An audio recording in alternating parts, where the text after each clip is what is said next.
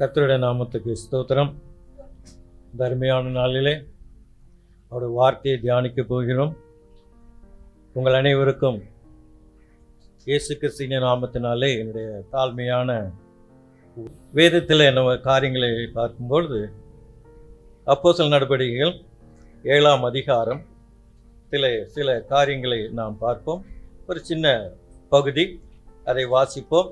அப்போஸ்தலர் நடபடிகள் 7ஆம் அதிகாரம் வசனங்கள் 54 60 வரைக்கும். இவைகளை அவர்கள் கேட்டபோது மூர்க்கமடைந்து அவனை பார்த்து பல்லை கடித்தார்கள். அவன் பரிசுத்த ஆவியினால் நிறைந்தவனாய் வானத்தை அண்ணாந்து பார்த்து தேவனுடைய மகிமையும் தேவனுடைய வலது பார்சத்தில் இயேசுவானவர் நிற்கிறதையும் கண்டு, அதோ வானங்கள் திறந்திருக்கிறதையும் மனுஷகுமாரன் தேவனுடைய வலது பார்சத்தில் நிற்கிறதையும் காண்கிறேன் என்றான். அப்போது அவர்கள் உரத்த சத்தமாய் கூக்குரலிட்டு தங்கள் காதுகளை அடைத்து கொண்டு ஒருமனப்பட்டு அவன் மேல் பாய்ந்து அவனை நகரத்துக்கு புறம்பே தள்ளி அவனை கல்லெறிந்தார்கள். சாட்சிக்காரர் தங்கள் வஸ்திரங்களை கழற்றி சவுல் எனப்பட்ட ஒரு வாலிபனுடைய பாதத்தின் அருகே வைத்தார்கள். அப்போது கர்த்தராகிய இயேசுவே, என் ஆவியை ஏற்றுக்கொள்ளும் என்று ஸ்தேவான் தோது கொள்கையில் அவனை கல்லெறிந்தார்கள். அவனோ முழங்காற்படியிட்டு, ஆண்டவரே, இவர்கள் மேல் இந்த பாவத்தை சுமத்தாதிரும் என்று மிகுந்த சத்தமிட்டு சொன்னான். இப்படி சொல்லி நித்திரையடைந்தான். ஆண்டவரே, இந்த அருமையான உங்களுடைய வார்த்தைகளுக்காக நன்றி செலுத்துகிறோம். கர்த்தர் ஆண்டவரே, சேவாண்ட வாழ்க்கையில் இந்த விதமாய் நீர் கிரியை செய்திருக்கிறீர். இந்த விதமாக ஆண்டவரே நீ மகனை அழைத்து கொண்டீர். ஒரு மகிமையான காரியத்தை இந்த பகுதியிலே வாசிக்க எங்களுக்கு கிருபை செய்தீர். இதை எங்கள் வாழ்க்கையில் ஒப்பிட்டு பார்க்க எங்களுக்கு இந்த ஒரு தருணத்தை தந்திருக்கிறீர். நாங்கள் ஆண்டவரை ஒப்பிட்டு பார்க்கும்போது எங்கள் வாழ்க்கையிலும் கர்த்தர் நீர் இந்த மாதிரி கிரிகளை செய்வீர் நம்பிக்கையோடு நாங்கள் தியானிக்க எங்களுக்கு உதவி செய்யும் சுவாமி. எங்களை தாழ்த்துகிறோம், ஒப்படைக்கிறோம். இயேசு மூலம் ஜெபிக்கிறோம் நல்ல பிதாவே, ஆமென். செய்தி போறதுக்கு முன்பாக என்னோட வாழ்க்கையில் நிறைய அனுபவங்கள் உண்டு. ஊழியத்தில் வாழ்க்கையில் என்னோட வாழ்க்கையில் நான் ஒரு காரியத்தை அனுபவிக்காமல் அல்லது அதை ப்ராக்டிக்கல் பண்ணாமல் நான் யாருக்கும் சொல்லிக் கொடுக்கறது. ஏன்னா அந்த உலகத்தில் கிறிஸ்தவத்தில் நிறைய பிரசங்கங்கள் நிறைய காரியங்கள் சொல்லிக் கொடுக்கப்படுது. ஆனால் ஒன்று கூட அதில் பலனற்று போகிறது. காரணம், அதை போதிக்கிறவர்கள் அதை கடைபிடிப்பதில்லை. ஒரு மனிதன் வேதத்திலிருந்து தியானிக்கும் பொழுது அந்த வார்த்தைக்கு கீழ்ப்படிந்து நடந்து பிறகுதான் அதை போதிக்க வேண்டும். இது வேதத்திலே கற்றுக் கொடுத்த ஒரு காரியம். இயேசு சொன்னார், நீங்கள் போய் சொல்லுங்கள் என்று. போய் சொல்வதற்கு அவருடைய அனுபவம் தேவை, அவருடைய உதவி தேவை. ஆகையினால திரும்பவில்லை, இந்த வாழ்க்கையில் நாம் படிக்கிறோம், எல்லாம் தியானிக்கிறோம், எல்லாம் செய்கிறோம். ஆனால் அபியாசிக்கிறோமா என்றது அநேக காரியங்களில் நடைபெறுவதில்லை. ஆகையினால இன்று நாம் அதை தான் பார்க்க போகிறோம். என் வாழ்க்கையில் நிறைய காரியங்கள் நடந்திருக்குது. இப்போ வரும்போது கூட ஒரு காரியத்தை ஆண்டவர் நிறைவேற்றினார். எங்கள் வீட்டில் ஒரு சோபா பெட் இருக்குது, சோபா கம்பெட். அது ரொம்ப நாளாக கிழிஞ்சு போச்சு அந்த குஷன்லாம். எங்கள் ஒய்ஃப் ஒரு நாள் அதை பார்க்கும்போது, அப்போ அதை தைங்க, அதை ரிப்பேர் பண்ணுங்கன்னு கிட்டத்தட்ட 3-4 மாதமாக அதுக்கு 2-3 கார்டு வேலை கொடுத்தாங்க. இவங்கள்ட்ட பேசுங்க. எனக்கு அதில் தோணவே இல்லை இவங்களெல்லாம் கூப்பிடணும். நான் ஜெபம் பண்ணுவேன், ஆண்டவரே சித்தமானால் ஒரு ஆள் வருவான், செஞ்சு கொடுப்பான், செஞ்சு கொடுக்க சாமி. அதுக்கு போய் செலவு பண்ணுறதா? கர்த்தர் எவ்வளோ காரியங்கள் ஊழியத்தில் கொடுத்துருக்காரு, அதை விட்டு இதுக்கு போய் செலவு பண்ணுவான்னு யோசனை. இன்னைக்கு காலையில் நான் வரும்பொழுது ஒரு வண்டியில் அந்த சோபா ரிப்பேருக்கார் பெரிய போர்டு போட்டு ஸ்கூட்டரில் போனார். சரி, இவரை கூப்பிடலாமா வேணாமா, கூப்பிடலாமா வேணாமா, ஆண்டவரே கூப்பிடவான்னு கேட்டேன். அடுத்த கூப்பிடுன்ட்டார். உடனே ஓரம் போய் ஆன் அடித்தேன். ஐயா மன்னிச்சிங்கன்னு நின்னார். நின்று கேட்டார், நான் மன்னிச்சிங்கன்னு சொன்னார். நீங்கள் ஆண்டவர் பிள்ளையானார். ஆமாய்யா. எப்படி சொல்கிறீங்கண்ணே, மன்னிக்குன்னு சொல்லிங்களே, அதுக்காக நானும் ஆண்டவர் பிள்ளை தான். எங்கே நான் கேத்தலிக் சர்ச் போகிறேன், நான் ஆட்சி ரோமன் கேத்தலிக் அப்படிங்கிறது. எனக்கு ரொம்ப சந்தோஷம். நாளைக்கு வாங்க ரிப்பேர் பண்ணேன். ஏன்னா நம்ம வாழ்க்கையில் நம்ம காரியங்களை எப்பயாசிக்கும் போது கர்த்தர் நமக்கு ஏற்றதுன்னு. இப்போ நம்ம இவ்வளோ பாடல்லாம் பாடுறோம். இங்கே சில பாடல் எனக்கு பிடிக்கவே பிடிக்காது. ஏன்னா நம்ம பாடுறதுக்கும் அந்த இதுக்கும் ஒரு சம்பந்தமே இருக்காது. ஆராதனை குறித்து படாமல் வேற ஏதோ பாடிக்கிட்டு இருக்கோம். ஆராதனையில் உள்ளத்தின் ஆழத்திலிருந்து தேவனை மகிமைப்படுத்த வேண்டும். அது இல்லைன்னா கோயில் வந்து ஒரு புண்ணியம் கிடையாது. வாயினால் சொல்கிறது எதுங்களா, உள்ளத்திலேருந்து வரணும். அநேக காரியங்களில் நான் இது செய்கிறேன் அது செய்கிறேன். இந்த உலகத்தில் ஒரே ஒரு காரியம் எஸ்கேப் ஆகிறான் கிறிஸ்டியன். எதை வச்சுனா ஜெபிக்கிறேன், நான் ஜெபிக்கிறேன், மற்ற காரியத்தை செய்வதில்லை. எங்கே போனாலும் பார்க்குறேன், நாங்கள் ஜெபிக்கிறோம், மூலிகை ஜெபம், அந்த ஜெபம் அப்படின்னு போடுறாங்க. யாருமே சொல்லலை, நேற்று ஆண்டவர் என்கிட்ட பேசினார், நான் வேதத்தை படித்தேன், என்னை மனம் திரும்ப சொன்னார், நான் கர்த்தரோட நடக்கிறேன்னு யாரும் சொல்ல மாட்டேங்கிறாங்க. அப்படி சொன்னாதான் அந்த வேதத்துக்கு அது ஒரு ஜீவனுள்ள வார்த்தை, அது ஜீவனுள்ள தேவனுடைய வார்த்தை, அது ஜீவனில் மனுஷனுக்கு கொடுக்கப்பட்ட வார்த்தை. இது ரொம்ப முக்கியம். இங்கே நின்று என்ன பேசிடலாம், ஆண்டவர் அதெல்லாம் பொருட்படுத்த மாட்டார். நான் என் வாழ்க்கையில் அபியாசித்தேனா அதை நான் உங்களுக்கு சொல்லிக் என் வாழ்க்கை அநேக சேலஞ்ச். அப்போ நான் வேதத்தை வாசிக்கும் போது அந்த சேலஞ்சில் எல்லாம் கர்த்தர் சொல்லுவார், நான் வழி நடத்தும் போது நீ போ. அவர் எங்க இப்ப இருக்கிறாரு? எனக்குள்ள இருக்கிறாரு. எங்க இருக்கிறாரு? எனக்குள்ள இருக்கிறாருங்க. யாருக்குள்ள இருக்கிறாரு? சொல்ல மாட்டேங்கிறீங்களே. எங்கய்யா இருக்காரு? ஐயா மொழாலி ஆமோசையா எங்க இருக்கிறாரு? எனக்குள்ள இருக்கிறாரு. அவர் வழி நடத்த மாட்டாரா? நடத்துவார். இப்போ அவரை ஸ்தேவான் வாழ்க்கையில் எப்படி வழி நடந்தாங்கிறத பார்ப்போம். இன்றைக்கி இந்த பகுதிக்குடைய ஒரு தலைப்பு நானா நினச்சிக்கிட்டேன், அல்லது எனக்கு மனதில் வந்தவது ஆவியானவர், பரிசுத்த ஆவியானவரும் மன்னிப்போம். நான் ஒரு தடவை ஒரு இன்டர்வியூ பார்த்தேன் டிவியில். அவங்க ஒரு அமெரிக்கன் உடைய ஒரு செய்தியாளரில், அவர் ஒரு எழுத்தாளர், மேக்லின் மேக்கிசன். அவங்க அந்த இன்டர்வியூ கொடுக்கும்போது அது சிஎன்ஐயில் கொடுக்குறாங்க. அவங்க தேவனை அறியாதவர், கர்த்தரை அறியாதவர்கள், அவர் ஒரு நாஸ்திகர். அவர் சொல்கிறாங்க, எல்லா ஒருவரிலும் நான் கடவுள் நம்புறதில்லைன்னு. ஆனால் ஒரே ஒரு காரியம் கேட்டார், நீங்கள் கடவுள் நம்புறதில்லை, ஆனால் நீங்கள் கிறிஸ்டினாக கோயிலுக்கு போகிறீங்களான்னு கேட்டார். நான் கோயிலுக்கு போகிறதில்லை. ஆனால் நீங்கள் கிறிஸ்டின் பேர் வச்சுருங்க, கிறிஸ்டினான்னு கேட்டார். ஆனால் கிறிஸ்டின் இல்லைங்கிறாங்க. ஆனால் நீங்கள் ஸ்கூலில் நீங்கள் பள்ளிக்கூடத்தில் படிக்கும்போது கிறிஸ்துவை பற்றி கேள்விப்பட்டீங்களா? ஆமாம் கேள்விப்பட்டேன். அதில் சிறந்தது என்ன வேதத்தில்னு கேட்குறார். அந்த கர்த்தர் அறியாத அந்த அம்மா சொல்கிறாங்க, எனக்கு ஒரே ஒரு பொறாமை பைபிளில், மன்னியுங்கள் என்ற வார்த்தை. இந்த உலகத்தில் யாரையும் மன்னிக்க முடியாது. நான் கடவுளை ஒரு அறியாதவன், கடவுளை தெரியாது, கடவுளை புரியாது, கடவுளை நம்புவதில்லை. ஆனால் மன்னிப்பது என்பது எனக்கு ரொம்ப கடினம். ஆனால் கிறிஸ்தவத்தில் சொல்லிக் கொடுத்த ஒரு பெரிய காரியம் மன்னிப்பு என்ற ஒரு காரியம்.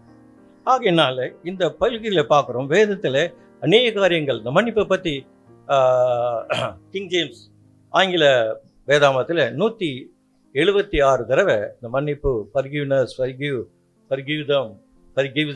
ஃபர்கிவ்ஸ் அப்படிங்கிற வார்த்தை கிட்டத்தட்ட 176 தடவை வந்திருக்கு.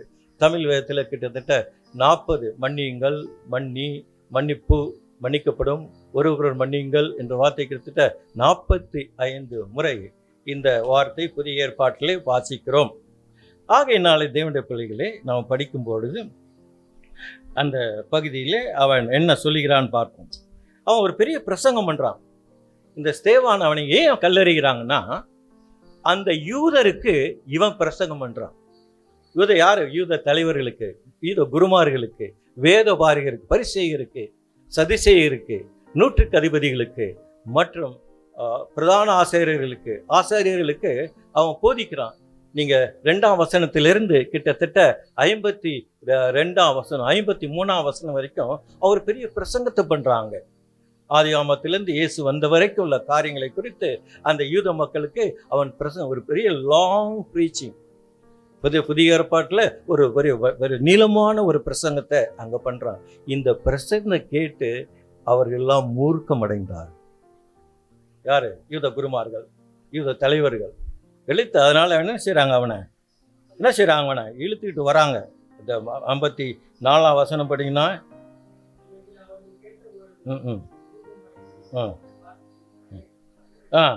என்ன செஞ்சாங்க, இந்த வார்த்தைகளை பார்க்கும் பொழுது அவனை பார்த்து பல்ல கடிச்சாங்க.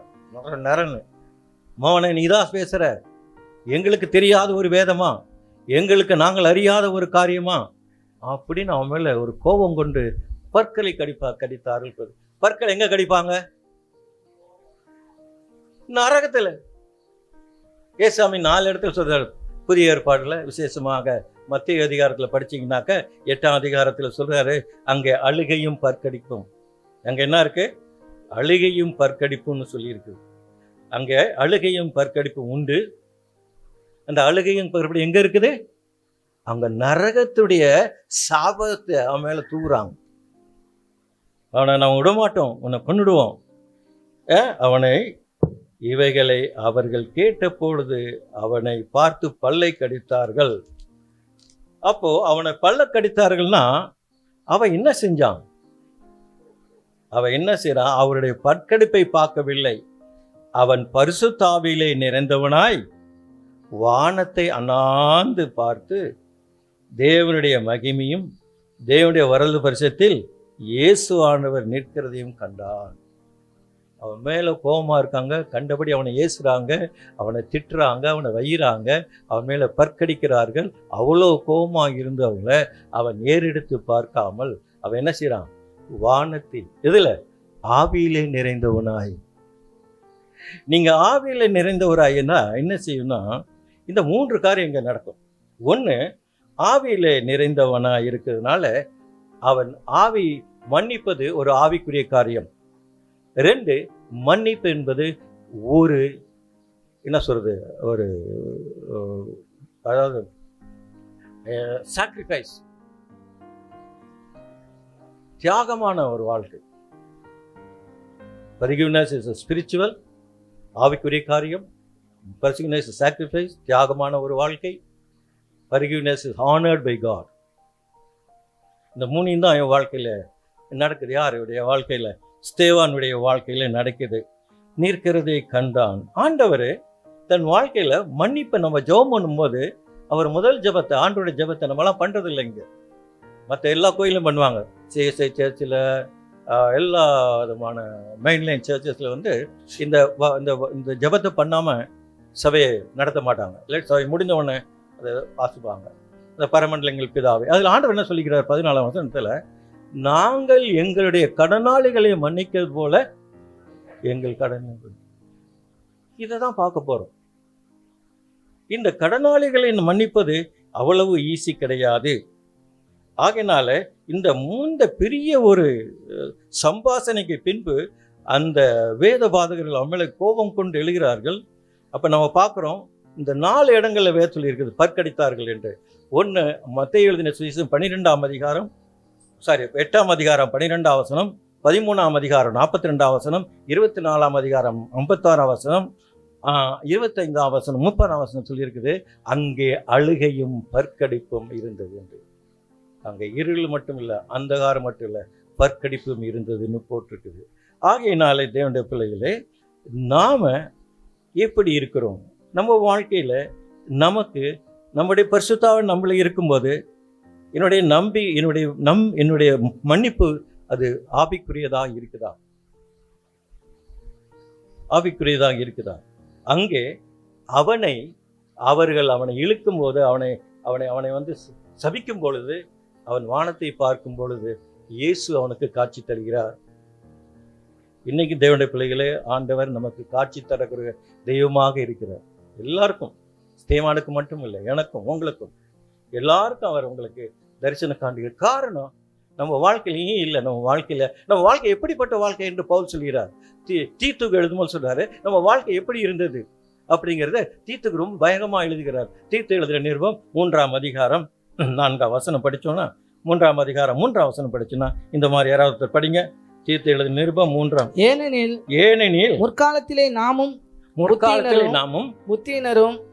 புத்தியினரும் கீழ்ப்படியாதவர்களும் வழி தப்பி நடக்கிறவர்களும் பலவித இச்சைகளுக்கும் இன்பங்களுக்கும் அடிமைப்பட்டவர்களும் துர்குணத்தோடும் பொறாமையோடும் ஜீவனம் பண்ணுகிறவர்களும் பகைக்கப்படத்தக்கவர்களும் சபிக்கப்படத்தக்கவர்களும் ஒருவரை ஒருவர் பகைக்கிறவருமாய் இருந்தோம்.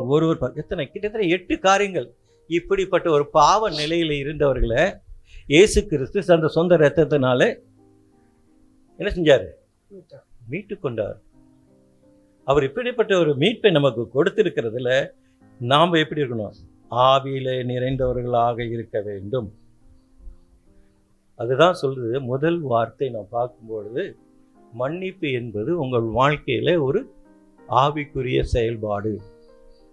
நீங்க ஒருத்தரை மன்னிக்கிறேன்னா ஆவியான ஒரு நிறைவு இல்லாம நம்ம யாரையும் மன்னிக்க முடியாது. இங்க அநேக காரியம் பார்க்குற ஆவியான நிறைவுனா ஏதோ சொல்லித்தராங்க. பட் ஆவியான நிறைவு இருந்தால் இயேசு கிறிஸ்து என்ன போதித்தாரோ அந்த காரியங்கள் உங்கள் வாழ்க்கையிலே வெளிப்படும். நீங்க வேதத்தை தியானித்தீர்களானால் ஏசாமி மன்னிப்பை பற்றி சொல்லிக் கொடுத்து மட்டும் இல்லை, கல்வாரி சிலுவிலை தானே அங்கே அவர்கள் காவலர்கள் அவரை ஆணி அடிக்கும்போது என்ன சொல்றாரு? இவர்களுக்கு மன்னியும், இவர்கள் செய்வது இன்னதென்று அறியாது மன்னிச்சிடறார். அந்த வேதனை அவருக்கு இல்லை. அந்த வேதனை பற்றி அவர் பேசலை. அவர் வேதனை பற்றி துடிக்கலை. என்ன செய்கிறாரு? இந்த வேதனையெல்லாம் நமக்காக தாங்கி அந்த ரத்தம் சொட்ட சொட்ட சொட்ட அந்த கைகளிலும் கால்களிலும் ஆணி கடாப்பட்டு தலையில் முள்மடி வைத்து அங்கே ரத்தத்தோடு தொங்கும் போது இந்த வேதனையெல்லாம் அவர் மறந்துட்டு அவர் சொல்கிற ஒரே காரியம், நான் மன்னியுங்கள் போதித்த ஆண்டவரே, தகப்பனே அந்த மன்னியுங்கள் போத வார்த்தை எனக்கு கொடுத்து தகப்பனே, அந்த வார்த்தையை என் வாழ்க்கையில் நிறைவேற்ற இவர்களை மன்னியும். இயேசு கிறிஸ்து தன் வாழ்க்கையில் எதை போதித்தாரோ பிதாவிலிருந்து பெற்றுக்கொண்டதை அதை தன் வாழ்க்கையில அபியாசித்து கொண்டிருக்கிறார். ஆகையினால்தான் ஸ்தேவானுடைய வாழ்க்கையில நம்ம பார்க்கிறோம். இந்த ஒரு மாதிரி நம்ம எப்படி இருந்தோம்? இந்த 8 விதமான காரியங்களை நிறைந்தவர்களாக பாவம் உள்ளவர்களாக வாழ்ந்தோம். ஆனால் இயேசு கிறிஸ்துடைய இரத்தம் நம்மளை பரிசுத்தப்படுத்தியிருப்பதற்காக அவருக்கு நன்றி செலுத்துவோம். ஆகையினாலே ஆவியானவர் வரும்பொழுது அவ என்ன செய்றான்? பிதாவே, அவன் என்ன சொல்றான்? 59ஆம் வசனம் படிச்சீங்கன்னாக்கா, ஆண்டவரே இவர்களை இந்த பாவத்தை சுமத்தாதிரும் என்று மிகுந்த சத்தமிட்டு சொன்னான். ஆமாங்க. முதலாவது மன்னிப்பு என்பது ஆவிக்குரிக்கிறார். என் வாழ்க்கையில் இதை எப்படி நான் கற்றுக்கிட்டேன்னா, நான் ரட்சிக்கப்பட்டது 1974ஆம் ஆண்டு பிப்ரவரி மாதம் தான் ஆண்டவரை நான் ஏற்றுக்கொண்டேன். அப்போ எங்கள் சபைக்கு போக ஆரம்பித்தேன். எங்கள் சபையில் நானே எங்கள் சபையை வேலையை தேர்ந்தெடுத்துக்கிட்டேன். எல்லாருக்கும் ஒரு வேலை கொடுப்பாங்க, நீங்கள் என்ன வேலையில் எடுத்துக்கிறீங்கன்னு. அப்போ என்னுடைய வேலை என்னென்னா, சபையை பெருக்குவது, பாய் போடுவது. நம்ம அம்மா எப்படி செய்கிறாங்க, ராஜகுமாரி அம்மா, அந்த மாதிரி தண்ணீர் பானையில் எங்கெல்லாம் பாட்டில் வைக்கும். பாட்டிலாம் அப்போ கிடையாது. அப்போல்லாம் சும்மா பைப்பில் குழாயில் தண்ணி பிடிச்சி அப்படியே வச்சிடலாம், யார் வேணால் குடிக்கலாம். இப்போ தான் bottle water, mineral water, purified water, அந்த வாட்டர் இந்த வாட்டர் அப்படிலாம் இருக்குது. அப்போல்லாம் ஒன்றில் குழாயில் தண்ணியை பிடிச்சி அப்படியே குடிக்கலாம். அவ்வளோ சுத்தமாக தண்ணி இருந்தது. அதான் என் வேலை, தண்ணி தெளிக்கிறது, பாய் போடுறது, எல்லாம் வேலை பார்ப்போம். பாட்டு புதுசாக அடுக்கி வைக்கிறது. இப்போ ஒரு நாள் பாஸ் சொன்னார், அடுத்த வாரம் நம்ம ஒரு சபைக்கு போகிறோம், நீ தான் சாட்சி சொல்கிற, தயாராவான்ட்டார். நான் சொன்னேன், ஐயா இந்த மாதிரி சபையில் வேலையை யார் செய்வது அப்படின்னு. யார் நீ தான் செய்யணும். இப்போ எப்படி நான் சபைக்கு அங்கே வருதையா உங்களுக்கு 8 மணிக்கு? நீ 7 மணிக்கு போய் தயார் பண்ணி கதவை சாவியை போட்டி மூப்பட்டை கொடுத்துட்டு வந்துருந்தார். அப்புறம் நான் 6 மணிக்கே போய் சபையெல்லாம் க்ளீன் பண்ணிட்டு போனோம். அங்கே எங்கள் ஐயா பிரசங்கம் பண்ணாங்க. முடித்தோடனே நாங்கள் ஒரு வீட்டில் எங்களுக்கு ஒரு போதனை ஆயத்தப்படுத்தியிருந்தார்கள். அந்த அந்த வீட்டுக்கு போனோம். கொஞ்சம் வசதியான வீடு அது. அங்கே போனோடனே ரொம்ப நல்லா வரவேற்றாங்க, எங்களை ரொம்ப அன்பாக வரவேற்றாங்க. என்னை பற்றி கேட்டாங்க, பாஸ்டர்கிட்ட பேசியிருந்தாங்க. பாஸ்டர் மெசேஜ் நல்லா இருந்தது, அதில் நோட்ஸ் கொடுங்கன்னு வாங்கி அந்த வீட்டுக்கு ஐயா படிச்சிருந்தார். அந்த அம்மா எங்கள்கிட்ட தயவா நீங்களாம் என்ன சாப்பிட்றீங்கன்னு கேட்டாங்க. நான் கொஞ்சம் பயந்துக்கிட்டே, எனக்கு காப்பின்னா ரொம்ப ஆசை, நான் அதனால் பயந்துக்கிட்டு எனக்கு காப்பி குடிக்கணும். அப்புறம் எங்கள் ஐயாவும் சொன்னார், எனக்கு காப்பி கொடுங்க. 2 பேரும் காப்பி கொடுத்தாங்க. அந்த வீட்டுக்காரர் காப்பி சாப்பிட மாட்டார், அவர் ஹார்லிக்ஸ். அவருக்கு எங்களுக்கு காப்பி கொடுத்துட்டு ஹார்லிக்ஸ் கொடுக்குறாங்க. கொடுக்கும்போது அந்த அந்த நோட்ஸை கையில் வச்சு பார்த்துட்டு அவர் காப்பி வாங்கினார். வாங்கும்போது ஹார்லிக்ஸை வாங்கும்போது தொப்புன்னு கீழே விழுந்தது. அந்த கிளாஸ் அது அப்படியே உடஞ்சி என் மூஞ்சி, என் கண்ணாடி, என்னுடைய சட்டை கிட்ட பேண்ட்டெல்லாம் ஹார்லிக்ஸில் பேப்டிசம் ஆயிடுச்சு. அவர் துடிச்சிட்டார். உடனே அந்த அம்மா என்ன சொன்னாங்க, அப்பா என்னை மன்னிச்சிருங்க, நான் பார்க்காம கொடுத்துட்டேன், என்னுடைய தவறு அப்படின்னு ஓடி தூண்டி எடுத்து வந்து துடைக்க ஆரம்பித்தாங்க. அவர் சொல்கிறாரு, அம்மா நான் தான் தப்பு பண்ணிட்டேன், நான் பார்த்து வாங்கியிருக்கணும், இது என்னுடைய தப்புமா, என்னை மன்னிச்சிருந்தேன். எனக்கு அந்த ஊற்றுனதெல்லாம் ஒரு கோபம் கூட இல்லை, அந்த சூடெல்லாம் கூட ஒன்றும் தெரியல. இவங்க 2 பேரும் தங்களை தாழ்த்தி ஒருத்தர் மன்னிப்பு கேட்டது என் வாழ்க்கையில் இது மாதிரி கண்டதே இல்லை. எங்கள் வீட்டில் நடந்தா எங்கள் அப்பா என்ன சொல்லியிருப்பார், உனக்கு கண் இல்லையா, நீ பார்த்தா கொடுக்க மாட்டேன் அப்படின்னுவார். எங்கள் அம்மா, உங்களுக்கு கண் இல்லையா, நீங்கள் பார்த்து வாங்கக்கூடாதா? எவ்வளோ அன்பான பிரச்சனை. அந்த வீட்டில் நான் முத என் வாழ்க்கையில் நான் ஆண்டவரேட்டு புதிய விசுவாசி, ஒரு 4-5 மாதம் கூட இருக்காது. அந்த வீட்டில் போனார், ஒரு மன்னிப்பை என்னால் உணர்ந்து வந்து. ஏன்னா அவங்க ஒரு ஆவிக்குரிய ஒரு குடும்பம். இன்னி வரைக்கும் அவங்க என்னுடைய தொடர்பு, அவங்களாம் இறந்துட்டாங்க, மகன்களாம் இன்னும் தொடர்போடு இருக்கிறாங்க. அவங்கள அந்த பசிலுக்கு பார்த்தா விட அந்த பிள்ளைங்கள அந்த குவாலிட்டி இல்லை. காரணம் அவங்க அப்பா அம்மா ஆவியில நிறைந்திருந்தனால் தேவனுக்கு இல்லை, ஆவிக்குரிய வாழ்க்கையில் அபியாசித்தார் காரியங்கள். இரண்டாவது பார்க்க போகிறேன்னா டைம் ஆச்சு. மன்னிப்பு என்பது ஒரு எக்ஸ்பென்சிவ், ஒரு தியாகம். It's a sacrifice. என்னங்க எப்படி சொல்றீங்க அப்படின்னா, வேதத்தில் போட்டிருக்கு, ஏசாமி சொல்லியிருக்கிறார். மத்தேயு எழுதின சுவிசேஷம் 18ஆம் அதிகாரத்தில் படிச்சீங்கன்னாக்கா இந்த மாதிரி சொல்றாரு. 18ஆம் அதிகாரம் 24ஆம் வசனம் படிங்களேன். அவன் கணக்கு பார்க்க தொடங்கின போது 14,000 தாலந்துகள் கடன் பட்டவன் ஒருவனை அவனுக்கு முன்பாக கொண்டு வந்தார்கள். கடன் தீர்க்க அவனுக்கு நிர்வாகம் இல்லாதபடியால் அவனுடைய ஆண்டவன் அவனையும் அவன் பெஞ்சாதி பிள்ளைகளையும் அவனுக்கு உண்டான எல்லாவற்றையும் விட்டு கடனை தீர்க்கும்படியாக கட்டளையிட்டான். அப்போது அந்த ஊழியக்காரன் தாழ் விழுந்து வணங்கி, ஆண்டவனே, என்னிடத்தில் பொறுமையாயிரோ, எல்லாவற்றையும் உமக்கு கொடுத்து தீர்க்கிறேன் என்றான். அந்த ஊழியக்காரனுடைய ஆண்டவன் மனதிறங்கி அவனை விடுதலை பண்ணி கடனை அவனுக்கு மன்னித்து விட்டான். அப்படி இருக்க அந்த ஊழியக்காரன் புறப்பட்டு போகையில் தன்னிடத்தில் 100 வெள்ளி பணம் கடன் பட்டிருந்தவனாகிய தன் உடன் வேலைக்காரரில் ஒருவனை கண்டு அவனை பிடித்து தொண்டையை நெரித்து, நீ பட்ட கடனை எனக்கு கொடுத்து தீர்க்க வேண்டும் என்றான். அப்போது அவனுடைய உடன் வேலைக்காரன் அவன் காலில் விழுந்து, என்னிடத்தில் பொறுமையாயிரும், எல்லாவற்றையும் உமக்கு கொடுத்து தீர்க்கிறேன் என்று அவனை வேண்டிக் கொண்டான். அவனோ சம்மதியாமல் போய் அவன் பட்ட கடனை கொடுத்து தீர்க்கும் அளவும் அவனை காவலில் போடுவித்தான். தேங்க்யூ. இப்போ என்ன செய்யறான்? அவனுடைய கடனை மன்னிக்கிறார். எவ்வளவு மன்னிக்கிறாரு? 24ஆம் வசனத்துல அவன் கணக்கு பார்க்க தொடங்கிய போது 10,000 தாலந்து கடன் பட்டவன். எத்தனை தாலந்து? 16. ஆங்கில பைபிள்ல போட்டிருக்குது, கிங் ஜேம்ஸ் வெர்ஷன்ல. அது 10,000 பேக்ஸ் ஆஃப் கோல்டு. 10,000 சாக்கு பையில கோல்டு அளவு. அது நீங்க NIV வாசிங்கன்னா அதில் போட்டிருக்குது 10,000 டேலண்ட்னு போட்டிருக்கு, 10,000 தாளந்துன்னு போட்டிருக்கு. அங்கே போட்டிருக்கு 10,000 கோல்டு பேக். அவர் ஒரு வேத அறிஞர் எழுதுறாரு, அந்த 10,000 கோணிப்பை தூக்கிட்டு போகிறதுக்கு 17,400 பேர் தேவைப்பட்டாங்களாம். அவ்வளோ வெயிட் அந்த கோல்டு. அவ்வளோ பெரிய கடனை அந்த எஜமான் ராஜா அவனுக்கு மன்னிச்சு கடனை திருப்பி தரவனான்னு தள்ளுபடி பண்ணுறார். அவன் போகிறான், அவனுக்கு 100 வெள்ளிப்பணம், $20 மதிப்பு தான். இந்த வெள்ளிப்பணத்தை கொடுக்கலன்னு அவன் கழுத்தை துண்டு போட்டு அவனை ஜெயிலில் போட்டுருவான்.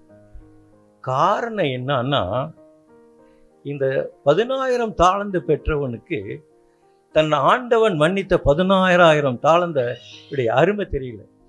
இவ்வளோ பெரிய காரியத்தை எனக்கு தேவன் என்னுடைய ஆண்டவன் மன்னிச்சான், நான் 100 மன்னிக்காம போனேங்கிற உணர்வு இல்லை.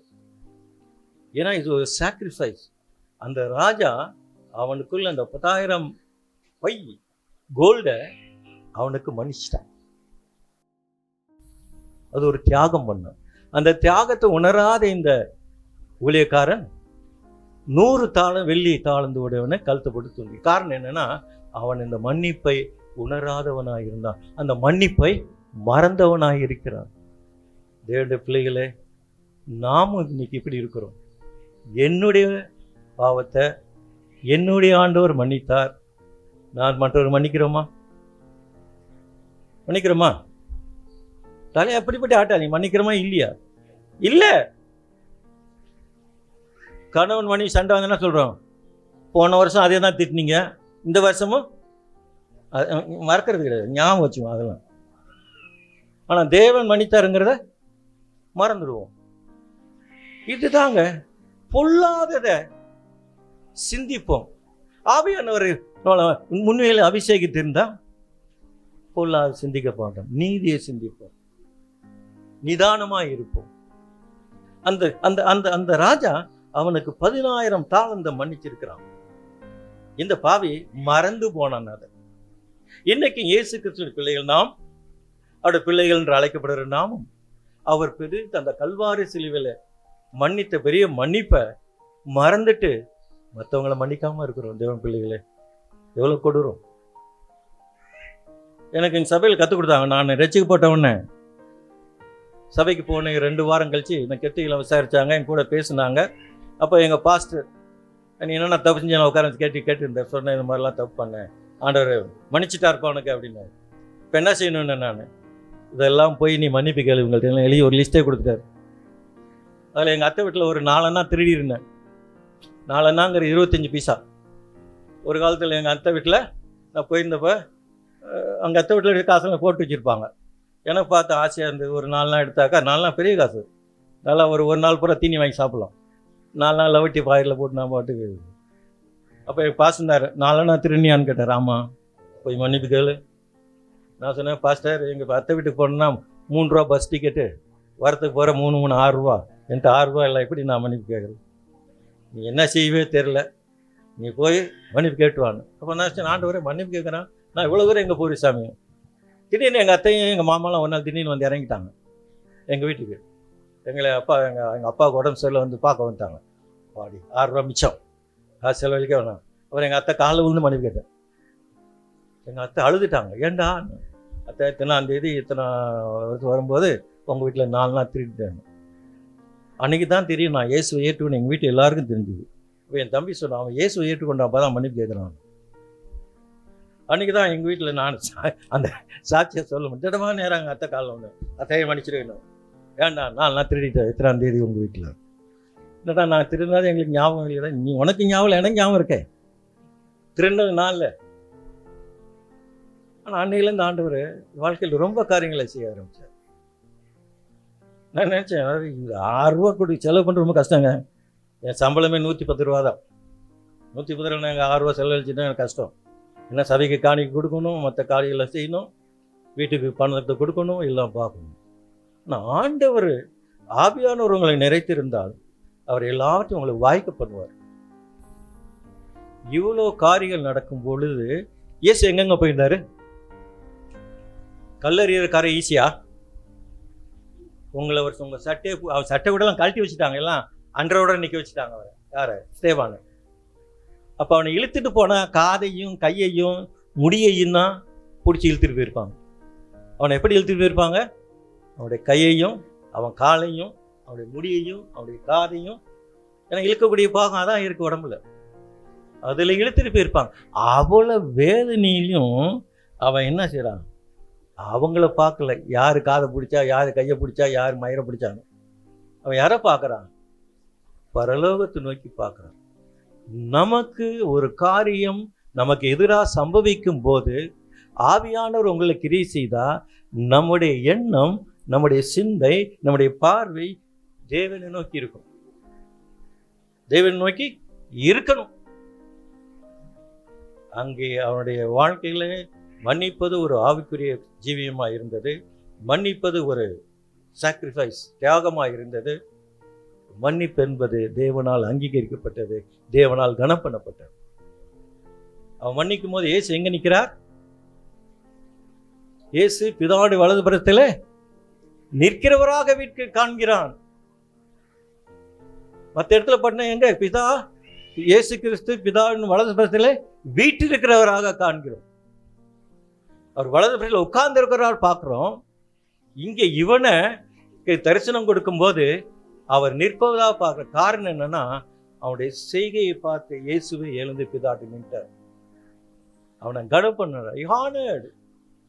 அவனுடைய சாக்ரிஃபைஸ், அவனுடைய தியாகத்தை, அவனுடைய பொறுமையை ஆண்டவர் எழுந்து நின்று அங்கே கனப்படுத்தினால்தான் அவர் பிதாவின் வலது புறத்தில் எழுந்து நிற்பதை நான் காண்கிறேன் என்கிறான். தேவனுடைய பிள்ளைகளை, நம்ம வாழ்க்கையில் மன்னிப்பது ஒரு ஆவிக்குரிய காரியம். மன்னிப்பது ஒரு பெரிய தியாகம், சரியாக கிடையாது. மன்னித்தால் கர்த்தர் நம்மளை கனம் பண்ணுவார். உங்கள் வாழ்க்கையில் எப்படி இருக்கிறீங்க? கனம் பண்ணுறாரா? தான் வேதத்தில் போட்டிருங்க. எபிரேயர் நிருபத்தில் 12 வாசிங்கன்னா என்ன போட்டிருக்க? அவர் என்ன செய்கிறாரு?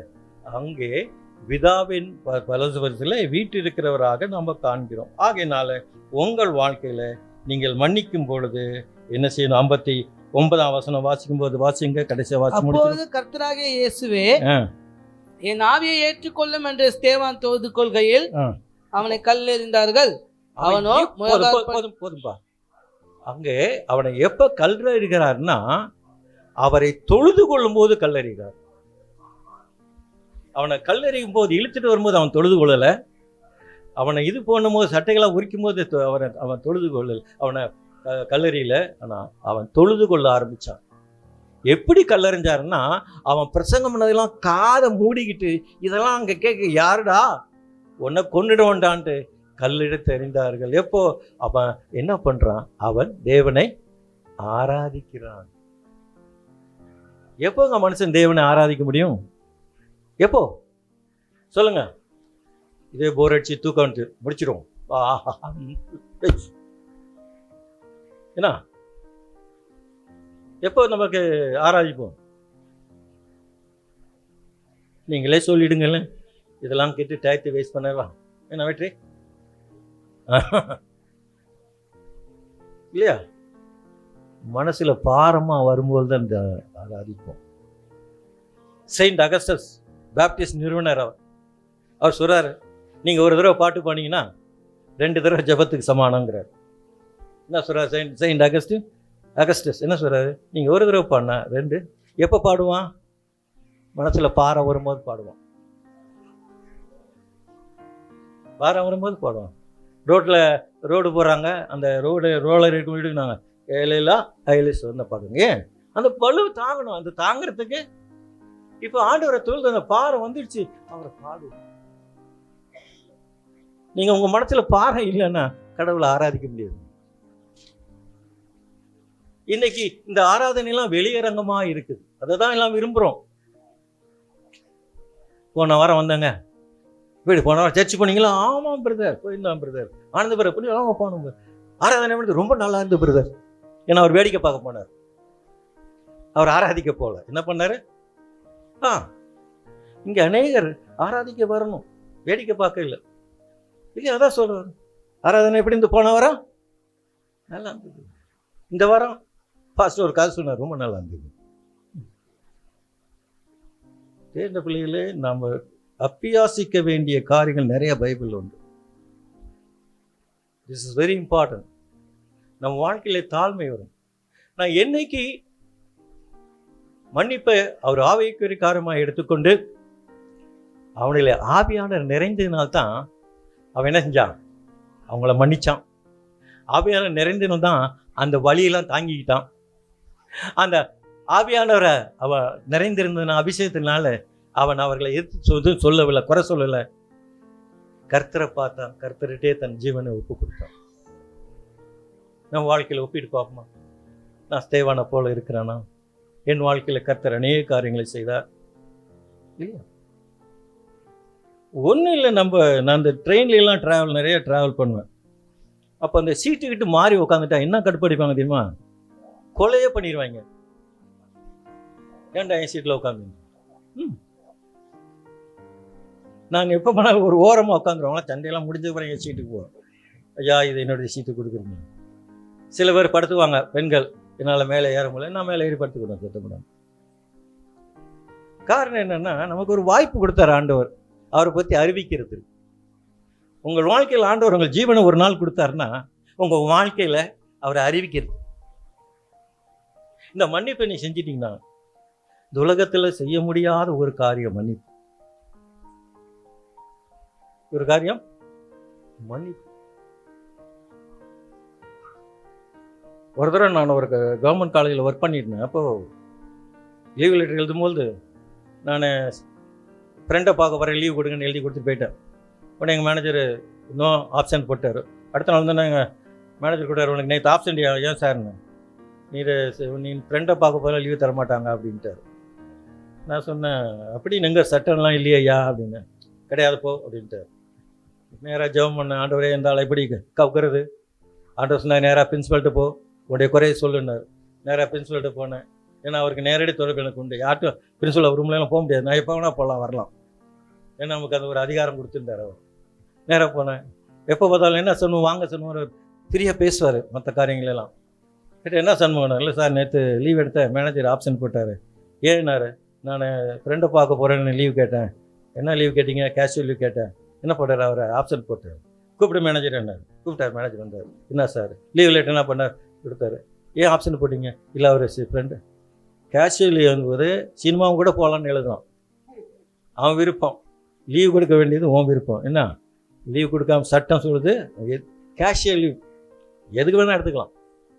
சத்தம் பண்ணாமல் மூஞ்சி தொங்க போட்டு போய் அடிச்சுட்டு ப்ரெசன்ட் போட்டார். காரணம் என்னென்னா, நம்ம வாழ்க்கையில் எப்பப்போ ஆண்டவர் வாய்ப்பு தராரோ அவரை என் ஜீவனில் நான் வெளிப்படுத்தணும்.